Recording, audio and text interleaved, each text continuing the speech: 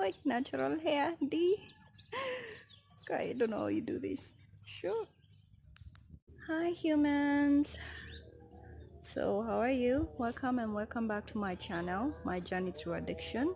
So, today, I don't know if you can hear me, I'm shooting from home, and yeah, I want to attempt and switch on this. My niece's swings.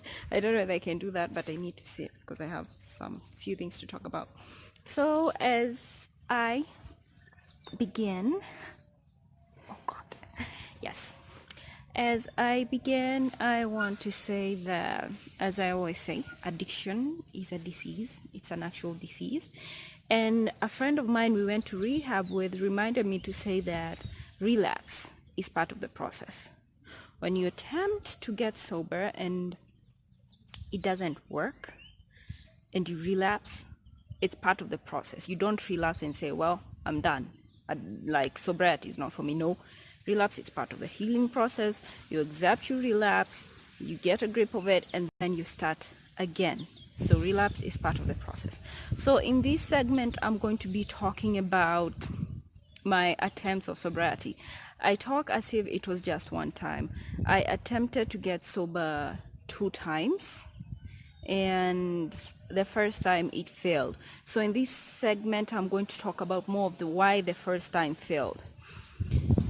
So my first attempt to get sober, it wasn't actually my first perfect good attempt. It was because my parents realized I had a problem. So what happened is in 2014, I came home and I had lost so much weight towards the end of the year.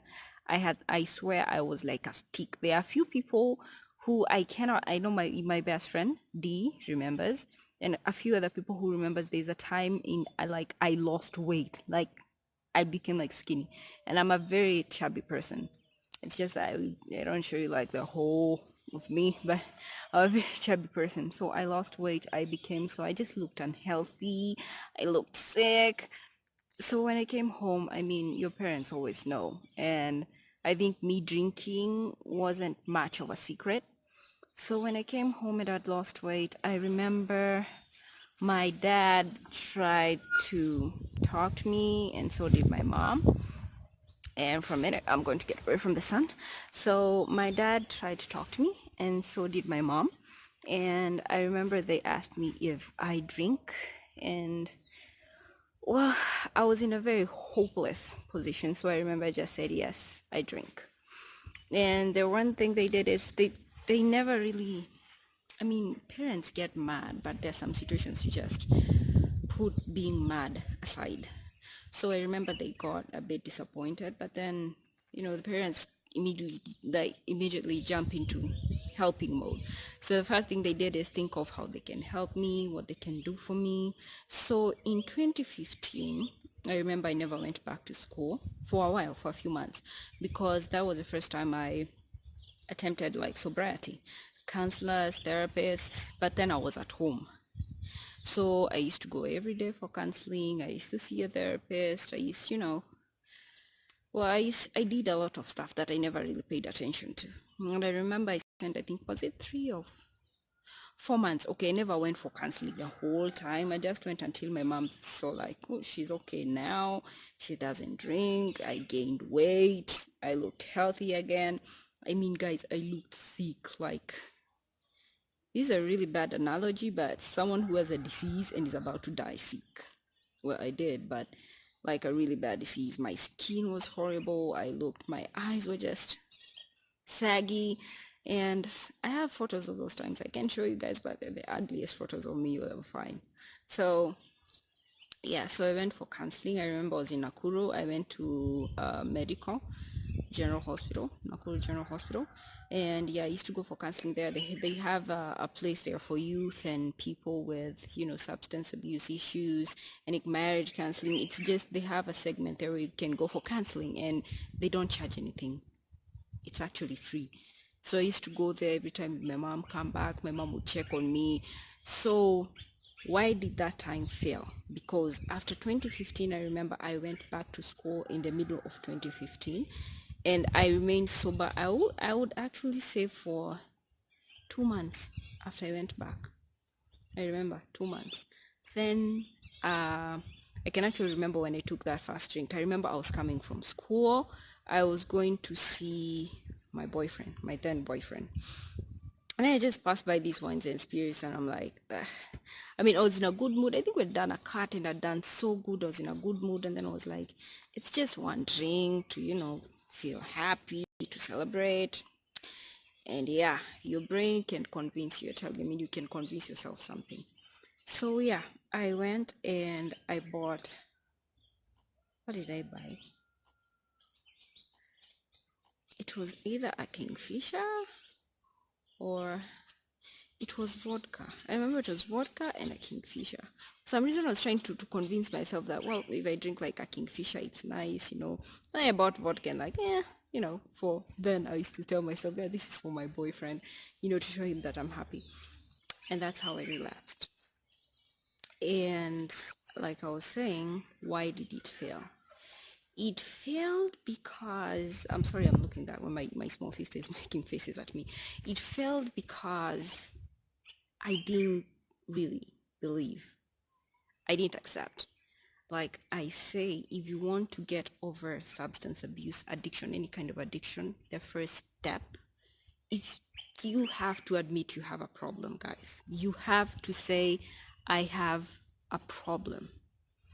You have to look in the mirror and tell yourself, I'm Teresa and I have a drinking problem. I'm this and this and I have this problem. That was my problem. I never accepted that I have a problem. When I went for those counseling, yes, I knew I drink a lot. That was the thing. I told myself that I drink a lot, not that I'm an addict. And the whole time they tried to talk to me, I used to say like, yes, I drink a lot, maybe sometimes, but never did I ever say that I have a drinking problem. And that is why the first step failed. It failed because I never ever accepted I have a problem. And that's why it was easy for me to convince myself that one drink to celebrate is okay. So in my first attempt, and let me tell you, relapse, yes, it's part of the process. But it doesn't mean that when you relapse, when you get sober, like you say like, well, if I relapse, I can always do this again.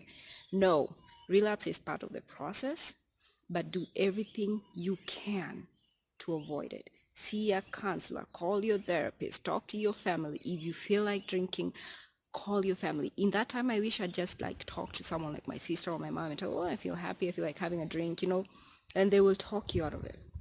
But so that's why I'm saying, like, I feel like I've met people who have a problem like with drinking, but the one thing that they have held on to, and this is actually true, is that relapse is part of the process, and that is why it keeps failing. You cannot get sober when you keep looking forward to relapsing and starting over. Then it's zero work. You get sober and you always said relapse, just do everything to avoid it. Exhaust all the options you have. Okay, exhaust. Don't tell yourself that if I relapse, it's part of the process. So you kind of like embrace it. Tell yourself that. You should say that if I relapse, it's okay to accept that I did, but I shouldn't do it again and I should get help. But don't tell yourself if I relapse, it's part of the process. So like I will relapse today, it's part of the process. I'll start getting sober tomorrow. You keep doing that. If you relapse, get help. And that is what I never did. The moment I knew I started drinking, I never ever wanted anyone to know, like my mom or anything. That's why I went for like another whole year of a drinking spree, not going to school. So yeah, this segment was majorly about that. I wanted to talk about why it failed. Why it failed the first time. It failed because I didn't want to hear that I have a problem. And guys out there, just do this. If, like I said, if you know you have a problem, and I'm sure I have people who watch this and you know someone or you think you have a problem, the first thing, and I don't think this only applies to addiction, I think it applies to all life situations, is you have to accept you have a problem. Otherwise, no one will help you. There's no one who will talk to you if you keep saying, I don't want help. Then what are they there for? So yeah, guys, that was this segment. As always, I'm hoping I'm talking to someone out there. And you can always reach out to me, comment below. If you want to talk to me, just comment below. Always like, subscribe, share to as many people as you can. Like I said, I've been sober like now 2 years and 2 months, and I'm happy. And every day I remind myself that I have something that I carry with me that I cannot joke around with. I'm never going to get, like, I'm not healed. It's not something I'm going to heal from, but it's something that always keeps me cautious. That I'm an addict. There's some situations I cannot put myself through. Like when I'm at home, like now, it's when things get tough and you need to breathe. And as an addict, embrace that. You have a problem, and addiction is kind of a mental problem. Your brain, like I said, can reverse everything you've done and make you feel like you need to drink.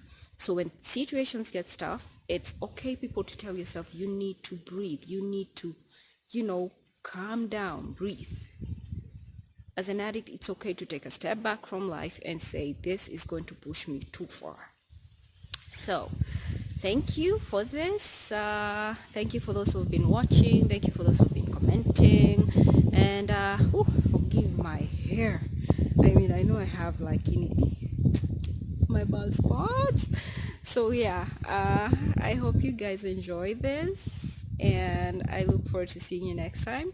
And the heavy jacket is because it's cold here. I know it doesn't look it, but it is cold.